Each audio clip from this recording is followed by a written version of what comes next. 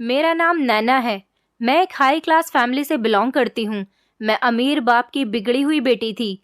ऐसी मैं बचपन से ही नहीं थी, बस हालात ने मुझे ऐसा बनने पर मजबूर कर दिया था। मैं कोई इतनी बिगड़ी हुई लड़की नहीं थी कि लड़कों के साथ अय्याशी करती या फिर कोई गलत काम करती थी। बस मैं अमीर परिवार की होते हुए भी तमीज़दार नहीं थी। मेरे बिहेवियर में बदतमीजी झलकती थी।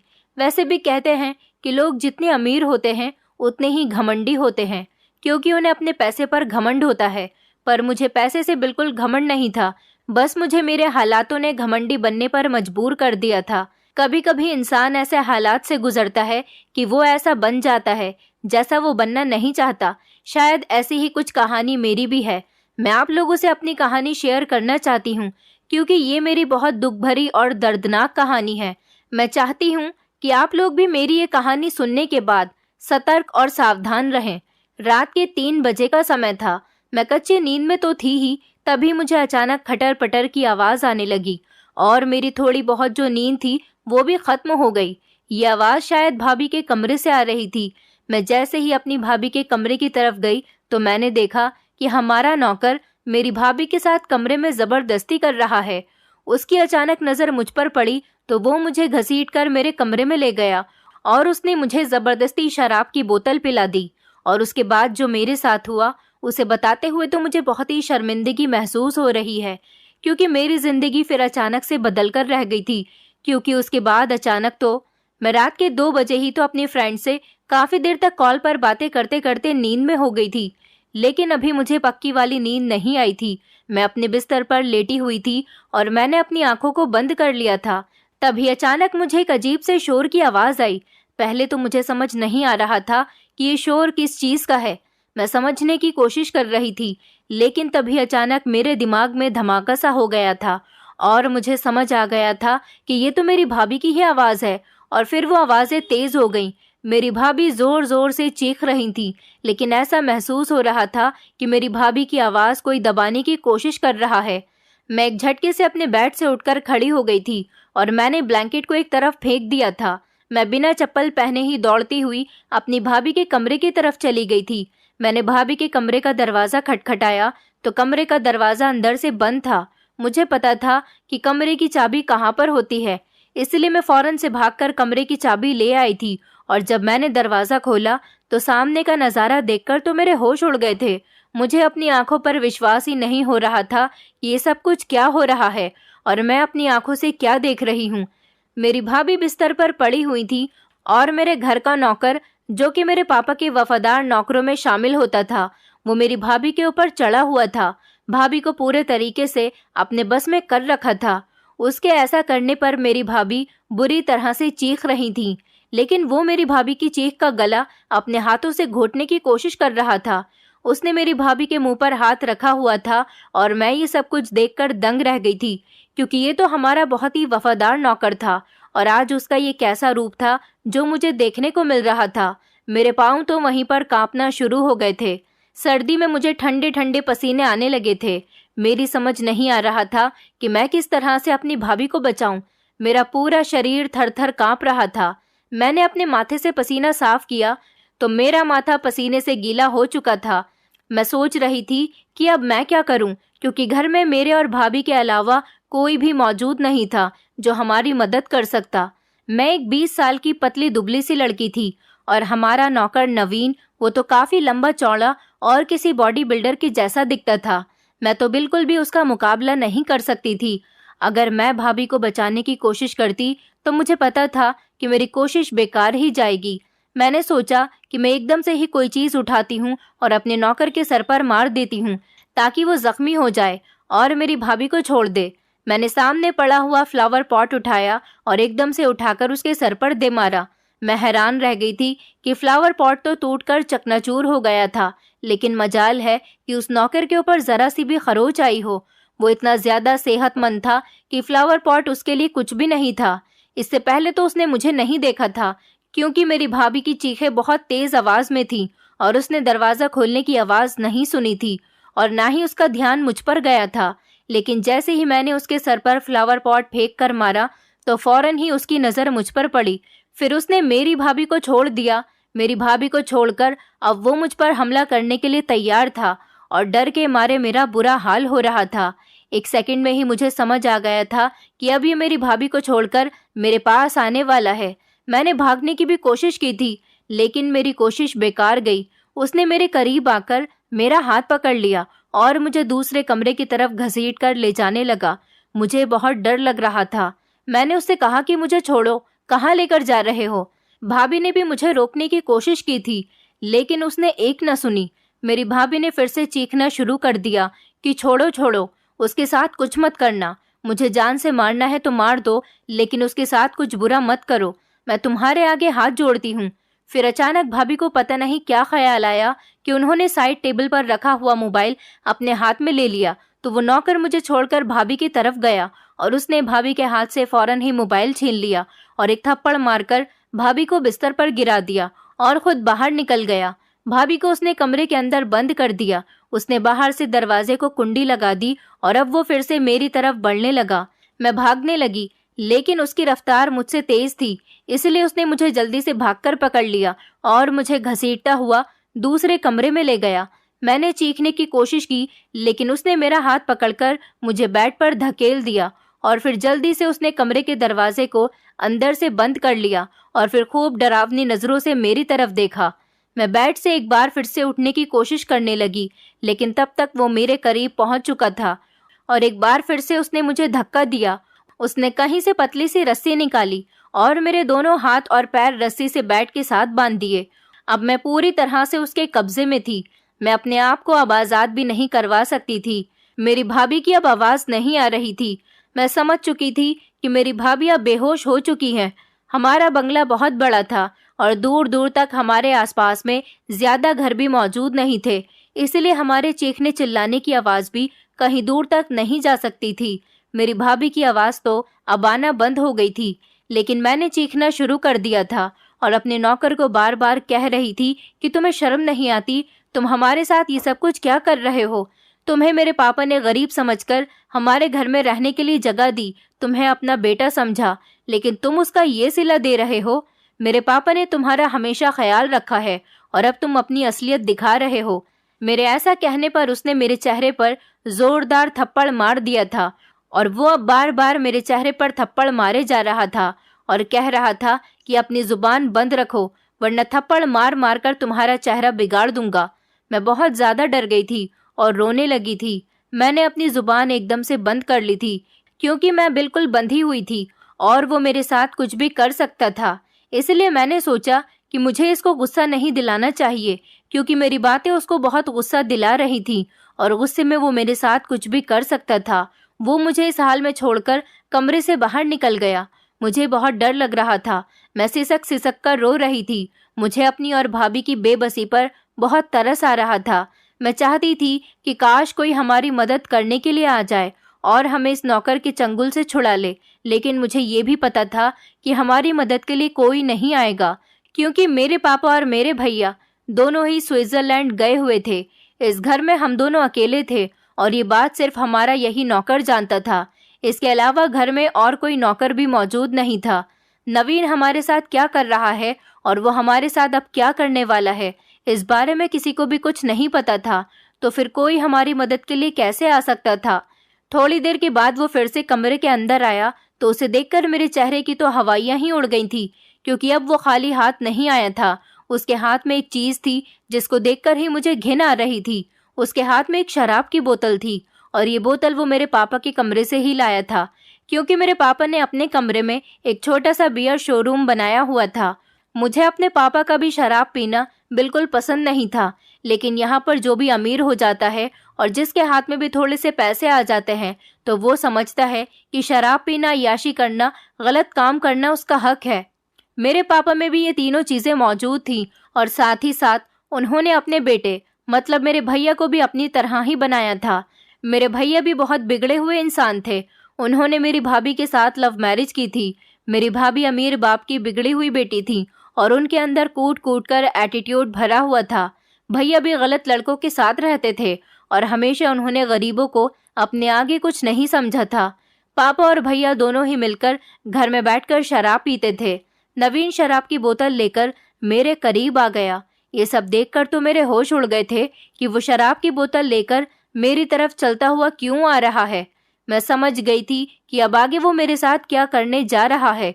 उसने शराब की बोतल का ढक्कन खोला और मेरे दोनों गालों पर अपने पंजे गाड़कर मेरा मुंह खोलने लगा। मैंने बहुत कोशिश की कि मैं अपना मुंह ना खोलूं, लेकिन जब उसने देखा कि मैं अपना मुंह नहीं खोल रही हूं, तो उसने मेरी नाक को दबा दिया। नाक बंद हो जाने की वजह से मेरी सांस का रास्ता बंद हो गया था। मुझे सांस नहीं आ रही थी और मैं घबराने लगी थी, क्योंकि मैंने अपना मुंह बंद किया हुआ था। इसीलिए मेरा दम अंदर ही अंदर घुटने लगा था। मेरी नाक को तो उसने बंद किया हुआ था और मैं मुंह खोलना नहीं चाहती थी। फिर मजबूरन मुझे अपना सांस लेने के लिए अपने मुंह को खोलना पड़ गया और उसने फौरन मेरा मुंह खोलते ही शराब की बोतल मेरे मुंह में लगा दी और शराब मेरे मुंह में डालने लगा। अब वो जबरदस्ती मेरा मुंह खोलकर शराब मुझे पिलाना चाह रहा था, मगर मैं ना चाहते हुए भी उसे पी रही थी, क्योंकि मैं बहुत बुरी तरह से फंस गई थी। अगर मैं मुंह नहीं खोलती तो वो शराब अंदर डाल देता, और ऐसा करते करते ही उसने शराब की आधी बोतल मुझे पिला दी थी। फिर थोड़ी ही देर में मुझे एहसास हुआ कि मुझ पर नशा सवार होने लगा है। मुझे कमरे की छत घूमती हुई नजर आ रही थी, बल्कि ऐसा लग रहा था कि पूरा घर ही गोल गोल घूम रहा है। मैं पूरी तरह से नशे में धुत हो गई थी। मैं उसे देख रही थी और वो मुझे शातिर सी मुस्कुराहट लेकर देख रहा था, लेकिन मुझ पर तो बेहोशी सवार होने लगी थी और उसका चेहरा मेरी आंखों के सामने धुंधलाने लगा था। मैंने आधे नशे की हालत में महसूस किया था कि अब मुझ पर बहुत बड़ी मुसीबत आने वाली है। वो मेरे करीब आकर बैठ गया और धीरे धीरे वो मेरे कपड़े मेरे शरीर से अलग करने लगा। मैंने बेबसी से आंखें बंद कर ली और मैं पूरी तरह से बेहोश हो चुकी थी। उसके बाद मुझे कुछ पता ही नहीं चला कि नवीन ने मेरे साथ क्या किया। हालांकि ये तो मैं अच्छी तरह से जान गई थी कि ये इंसान मेरी इज्जत को खराब करने वाला है। बेहोश होने के बाद तो मुझे कुछ भी पता नहीं चला। नवीन हमारा बहुत पुराना नौकर था और मैं बचपन से ही नवीन को देखती हुई आ रही थी। वो बचपन से ही काफी हेल्दी और मोटा ताजा था। जब वो इस घर में आया था तो उसकी उम्र 10 साल थी और उस वक्त मेरी उम्र 8 साल थी। मुझे आज भी उसका वो पहला दिन याद है जब मैंने उसे पहली बार देखा था। वो मेरे पापा को कहीं पर गंभीर हालत में मिला था। मेरे पापा को उस पर तरस आ गया, इसलिए वो उठाकर उसे हमारे घर ले आए थे और उन्होंने फैसला किया था कि वो अब हमारे घर पर हमारा नौकर बनकर रहेगा। वो मेरे पापा के हर काम में हाथ बटाता था और साथ ही साथ उसकी मेरे भैया से भी अच्छी और गहरी दोस्ती हो गई थी। वो जैसे जैसे बड़ा हो रहा था, उसने देखते ही देखते हमारे घर की सारी जिम्मेदारी को संभाल लिया था। मेरे पापा और मेरे भैया को नवीन पर बहुत ज्यादा भरोसा था। मुझे भी शुरू से ही यही लगता था कि वो भरोसे के काबिल था। मेरे पापा और मेरे भैया का बिहेवियर तो उसके साथ बहुत अच्छा था, लेकिन जब से मेरी भाभी शादी करके हमारे घर में आई थी, तभी से ही उनका बिहेवियर उसके साथ बिल्कुल भी अच्छा नहीं था। मेरी भाभी एक बहुत बड़े बिजनेसमैन की इकलौती बेटी थी, जिनकी मेरे भैया के साथ लव मैरिज के तौर पर शादी हुई थी। जब उनकी शादी मेरे भैया से हुई, हम लोग बहुत खुश थे, क्योंकि वो देखने में बहुत खूबसूरत थी। मेरे भैया तो बिगड़े हुए थे। उन्होंने कभी ऑफिस की जिम्मेदारियों को नहीं समझा था, सिर्फ अपने पिता के पैसे पर ही ऐश किया था। मेरे पापा के पास बहुत सारा पैसा और प्रॉपर्टी थी कि अगर भैया उनके काम में हाथ ना भी बटाते तो फिर भी उनके पास पैसे की कोई कमी नहीं थी। मेरी माँ तो हम दोनों भाई बहन छोटे थे तभी हमें छोड़कर इस दुनिया से चली गई थी। फिर मेरे पापा अकेले हो गए थे जब उन्होंने गलत कामों में पड़ना शुरू कर दिया। वो शराब पीने लगे और स्मोकिंग भी करने लगे थे। उन्होंने अपने बच्चों पर ध्यान देना छोड़ दिया। उनका काम सिर्फ इतना था कि उन्हें पैसा कमाना था। उन्होंने कभी भी हम दोनों भाई बहन को एक पिता के जैसा प्यार नहीं दिया। यही वजह थी कि भैया भी गलत संगतों में पड़ गए थे और उन्हें रोकने टोकने वाला कोई भी नहीं था।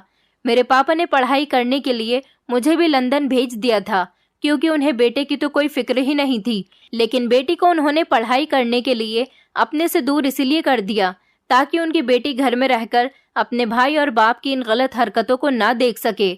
ऐसा नहीं था कि मेरे पापा मुझे प्यार नहीं करते थे, वो मुझसे बहुत प्यार करते थे। मैं तो अपना बहुत अच्छा लक लेकर इस घर में पैदा हुई थी। मुझे अपने पापा के प्यार और उनकी मोहब्बत और उनकी केयर की ज़रूरत थी, लेकिन वो तो मुझे पैसों से खामोश कर दिया करते थे। मैं जब यहाँ छुट्टियों पर आती थी तो उनके साथ घूमने की डिमांड करती थी, लेकिन वो मुझे ड्राइवर के साथ भेज देते थे और मेरा बचपन बहुत ही बुरा गुजरा था। मैं अभी यहाँ 2 साल पहले ही तो आई थी, जब मेरे भैया की शादी हुई थी, क्योंकि अब मेरे घर में मेरे साथ रहने के लिए भाभी भी आ गई थी। इसलिए मुझे इस घर से दूर रहने की कोई ज़रूरत नहीं थी। मुझे तो एक ऐसी फैमिली की ज़रूरत थी जिसमें सारे ही लोग एक साथ मिलजुल कर रहें। लेकिन मेरी भाभी को भी मुझ में कोई ख़ास इंटरेस्ट नहीं था। भैया ने तो अब भाभी से शादी करने के बाद अपनी जिम्मेदारियों को समझना शुरू कर दिया था। इसलिए पापा के साथ भैया ने ऑफिस जाना शुरू कर दिया था। भैया और पापा तो ऑफिस चले जाते थे और भाभी अपनी फ्रेंड्स के साथ पार्टी करने चली जाती थी। अभी भी घर में मैं अकेली ही रहती थी। भाभी की भी अपनी बिजी लाइफ थी। मुझे फ्रेंड्स बनाना भी पसंद नहीं था, क्योंकि मैंने अपनी यूनिवर्सिटी में भी ज़्यादा फ्रेंड्स नहीं बनाए थे। सिर्फ गिनी चुनी 2 ही फ्रेंड्स थी जो मेरे थोड़ी क्लोज थी।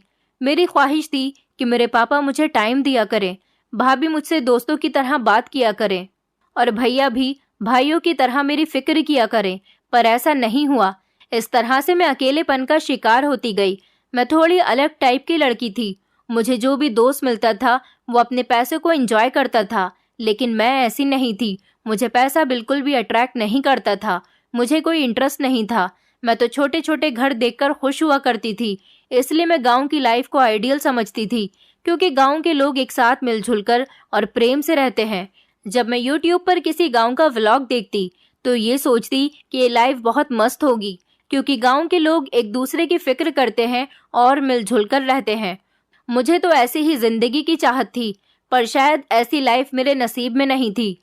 फिर धीरे धीरे मैंने इसी जिंदगी को एक्सेप्ट कर लिया और मैं इसी रंग में ढलती चली गई। मेरी फैमिली का जो माहौल था, मैंने भी अपने आप को इसी माहौल में ढाल दिया था और अब मैं भी उसी चीज का हिस्सा बन गई। मैंने भी नौकरों पर चीखना चिल्लाना शुरू कर दिया। जिस तरह भाभी को मैंने नौकरों के साथ बिहेव करते हुए देखा था, और खासकर नवीन तो भाभी का सबसे पहला टारगेट होता था। वो सबसे ज्यादा इंसल्ट नवीन की ही करती थी और वो सर झुकाकर खामोशी से भाभी की सारी बेइज्जती सहता रहता था। और भाभी भी धीरे धीरे नवीन की इंसल्ट करती गई। पता नहीं कैसा सुकून मिलता था मुझे और मेरी भाभी को उसकी इंसल्ट करते हुए। लगभग 5 साल तक नवीन हम दोनों नंद भाभी की इंसल्ट को सहता रहा। और फिर कुछ दिनों के बाद मेरे पापा ने अपना बिजनेस स्विट्जरलैंड में सेट करने का इरादा कर लिया। उन्होंने कहा कि वो खुद अपना बिजनेस बाहर शिफ्ट करेंगे और इसके कुछ दिनों बाद हमें भी वहां पर बुला लेंगे। कुछ दिन तो पापा स्विट्जरलैंड में अपना बिजनेस अकेले ही सेट करते रहे, लेकिन कुछ दिनों के बाद उन्होंने भैया को भी अपने पास बुला लिया और फिर फैसला किया कि कुछ ही दिनों बाद हम लोग भी स्विट्जरलैंड चले जाएंगे। और अब वो टाइम भी आ गया था कि 1 हफ्ते के बाद हमारी फ्लाइट थी। भाभी और मुझे भी स्विट्जरलैंड में ही शिफ्ट होना था और वापस पलटकर नहीं आना था। मैं भी स्विट्जरलैंड का सुनकर बहुत खुश हो गई थी, क्योंकि भाभी भी अपना लाइफस्टाइल विदेशों के जैसा रखती थी। उन्हें भी विदेश बहुत पसंद है।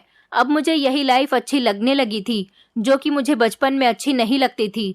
लेकिन धीरे धीरे मैंने अपने आप को इस माहौल में ढाल लिया था। अब मैं बेफिक्र थी और अपनी लाइफ में आगे बढ़ना चाहती थी।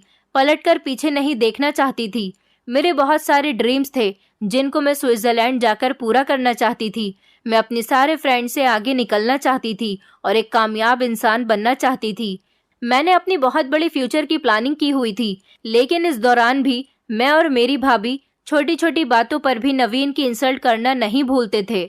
हमारे जाने में अब 1 हफ्ता ही बाकी रह गया था और इस 1 हफ्ते में तो जैसे हम सारी जिंदगी की कसर निकाल रहे थे। किसी भी बात पर उसकी बेइज्जती करने का मौका बिल्कुल भी नहीं छोड़ते थे।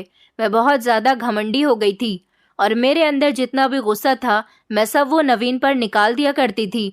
और मेरी भाभी तो शुरू से ही ऐसी थी, क्योंकि वो अपने मायके से ही ऐसे ही नौकरों की इंसल्ट करती हुई आई थी।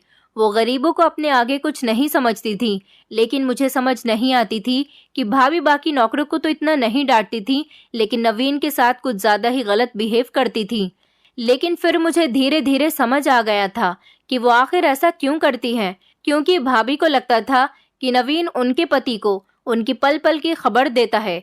भाभी को यही लगता था कि नवीन बातें इधर उधर करता है, भाभी की चुगलियां भैया से लगाता है, क्योंकि मेरी भाभी तो एक आज़ाद औरत थी। उनकी लड़कों से भी काफ़ी दोस्ती थी, जो कि मेरे भैया को बिल्कुल भी पसंद नहीं थी। वो अपने तरीके से अपनी लाइफ को गुजारती थी। भाभी के कई लड़के ऐसे दोस्त थे जिनसे मिलने पर मेरे भैया को बहुत ऐतराज होता था, और ख़ास तौर पर भैया और नवीन की आपस में अच्छी बातचीत थी, इसलिए भैया ने उसे भाभी पर नज़र रखने का काम दिया हुआ था। ये बात जब भाभी को पता चली तो वो उठते बैठते नवीन को बेइज्जत किया करती थी, और फिर भाभी को देख देख कर मैंने भी नवीन के साथ ऐसे ही बिहेव करना शुरू कर दिया। मैं भी उनको देख देख कर उनके जैसी ही हो गई। घर में पीछे कौन आता है, कौन जाता है, मेरी भाभी से कौन मिलता है, कौन उनसे बातें करता है और कौन उनके कमरे तक आता है, ये सारी बातें नवीन भैया को बताया करता था। उसने भैया के कहने पर भाभी पर कड़ी नजर रखी हुई थी। पहले तो मेरी भाभी को इस बारे में कुछ नहीं पता था कि ये सब करना नवीन का काम है और वो उनकी जासूसी कर रहा है, लेकिन जब उनको इस बारे में पता चला तो वो हर टाइम नवीन को तंग करती रहती थी और चाहती थी कि किसी भी तरह से तंग आकर नवीन हमारे घर को छोड़कर चला जाए। अब जबकि वो बचपन से ही हमारे घर में रहा था, उसका हमारे घर के अलावा कोई दूसरा सहारा नहीं था, तो इसीलिए वो हमारा घर छोड़कर किसी हाल में भी नहीं जा सकता था। अब हमारे जाने में 1 हफ्ता बाकी रह गया था। यहाँ पर सिर्फ नवीन ही नौकरों के साथ रुकने वाला था। हम अपने इस बंगले को बेच नहीं रहे थे, लेकिन परमानेंट शिफ्ट स्विट्जरलैंड में ही हो रहे थे। कभी कभी अगर हमारा इंडिया आना होता तो हमने सोचा था कि हम अपने बंगले में ही ठहरेंगे। जैसे जैसे हमारे जाने के दिन करीब आ रहे थे, हम दोनों हाथ धोकर नवीन के पीछे पड़ गए थे, क्योंकि सामान की पैकिंग चल रही थी और नवीन बहुत सारी गलतियां कर रहा था, जिस पर हम दोनों नवीन पर बरस पड़ते थे। अब शायद नवीन का सब्र का बांध टूट रहा था। अब हमारे जाने में 3 दिन रह गए थे और 3 दिन बाद हमारी फ्लाइट थी, लेकिन इससे पहले मैंने महसूस नहीं किया था कि नवीन किसी बहुत ही गहरी सोच में खोया हुआ है, और वही एक रात थी जो हमारी बर्बादी की रात थी। पता नहीं ये सब कुछ नवीन के दिमाग में कैसे आया। हमें नहीं पता था कि क्या प्लानिंग करने के इंतजार में है, और वो अपनी प्लानिंग कर चुका था और उस पर ध्यान भी देना शुरू कर दिया था।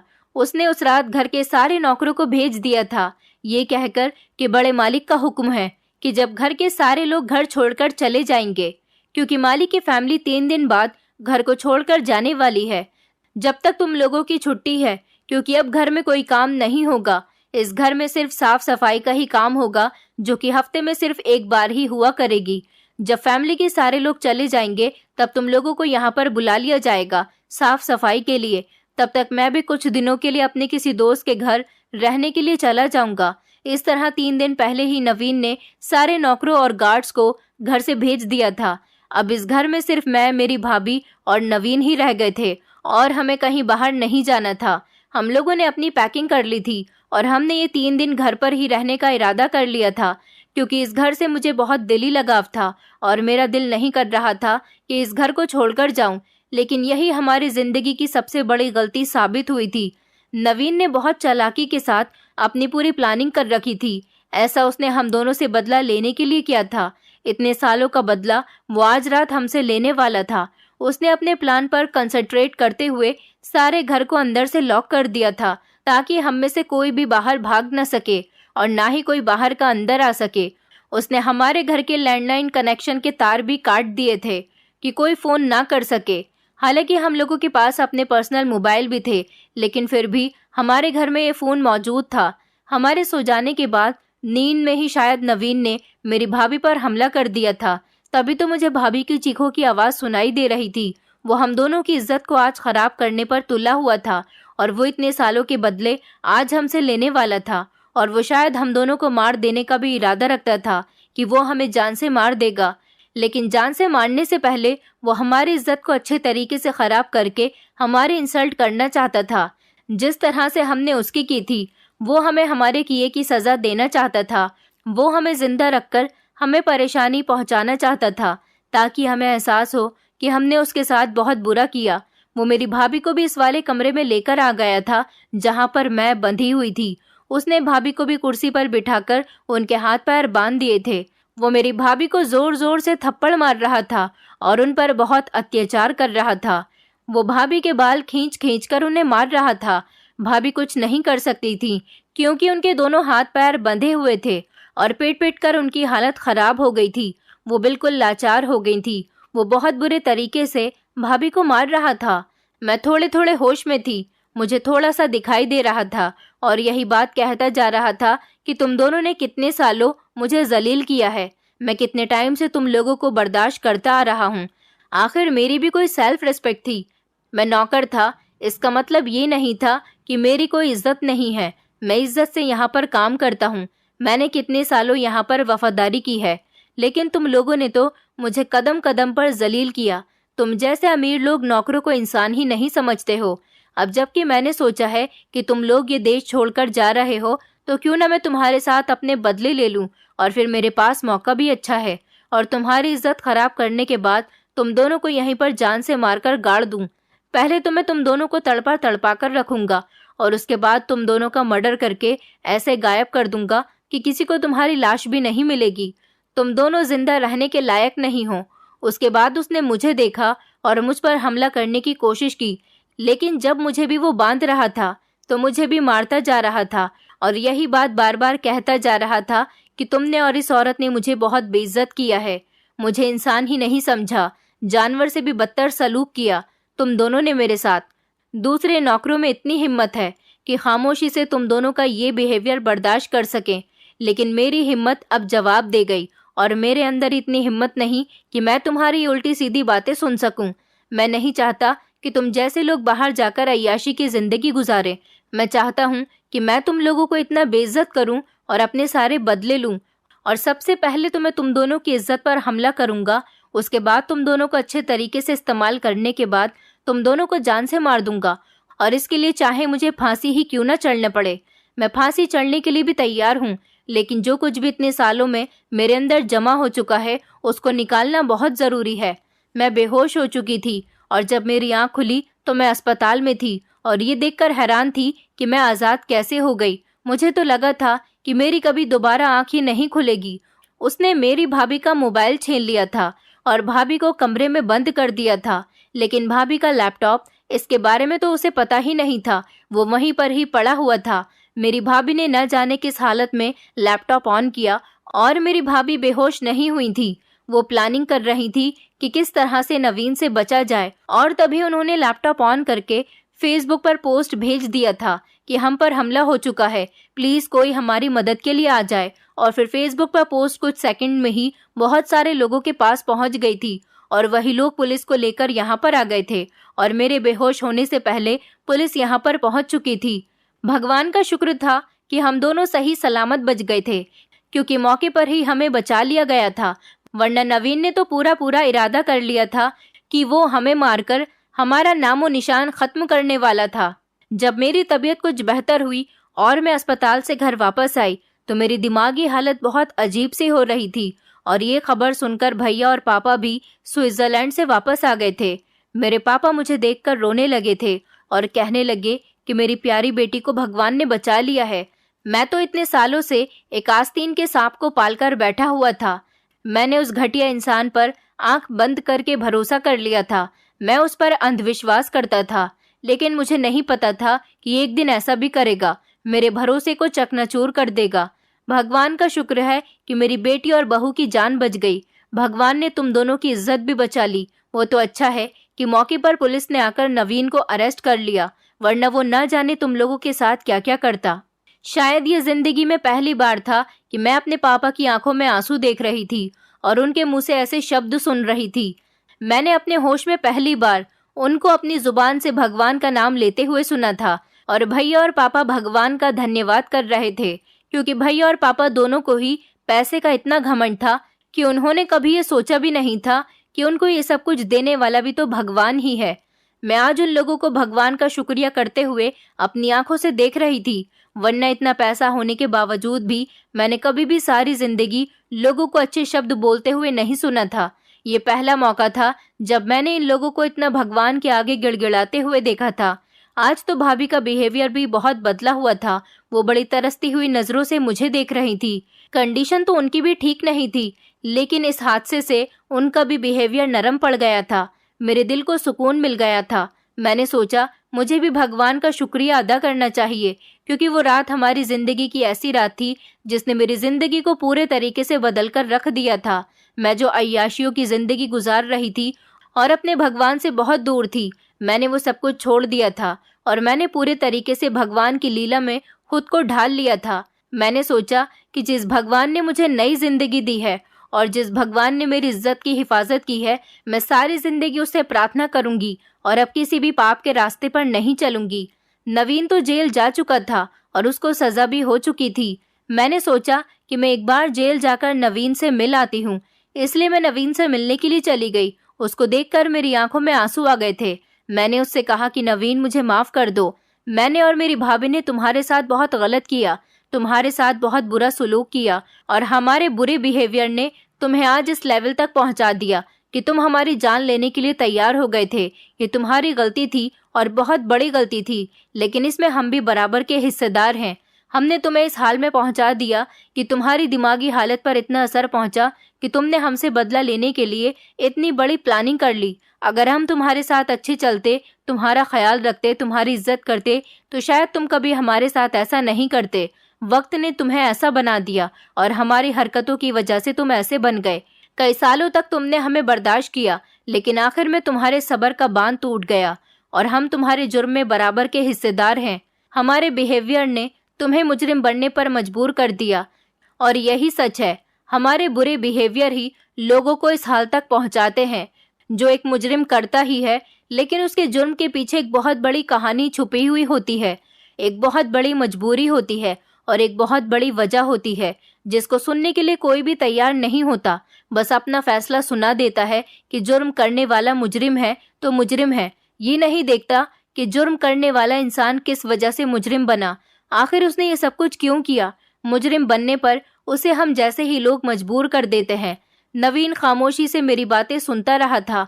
उसकी आंखों में आंसू थे, क्योंकि हर इंसान की अपनी एक इज्जत होती है। इंसान अपनी खोई हुई हर चीज को बर्दाश्त कर सकता है, लेकिन अपनी इज्जत को कभी नहीं खो सकता। उसके जाने से उसे कभी बर्दाश्त नहीं होती कि वो सर उठाकर दुनिया के लोगों के सामने चल सके। मैं ये नहीं कह रही कि नवीन ने जो किया वो बिल्कुल ठीक किया, उसे सब कुछ नहीं करना चाहिए था, लेकिन मुझे और मेरी भाभी को भी वो सब कुछ नहीं करना चाहिए था जो हमने उसके साथ किया था। हमें हमेशा दूसरों के साथ अच्छा सलूक करना चाहिए। दौलत के घमंड में कभी भी इतना अंधा नहीं होना चाहिए कि हम अपने सामने वाले इंसान को अपने आगे कुछ न समझें। गरीब इंसान चाहे कितना ही गरीब होता है, लेकिन उसके लिए उसकी इज्जत सबसे कीमती चीज होती है। हम अमीर लोग तो बेइज्जत होने पर पैसे से उससे बदला ले लेते हैं, लेकिन गरीब इंसान बर्दाश्त करता है, पर जब उसकी बर्दाश्त की हद पार हो जाती है तब वो मुजरिम बनने पर मजबूर हो जाता है। और ऐसे ही कई सारे मुजरिम इस दुनिया में हैं जिनकी एक अलग ही कहानी है, जिनकी अपनी एक अलग वजह है, पर हम लोगों ने उन्हें सिर्फ मुजरिम का नाम दिया हुआ है। इसलिए मैं आप लोगों से रिक्वेस्ट करती हूँ कि किसी को भी मुजरिम बनने पर मजबूर न करें।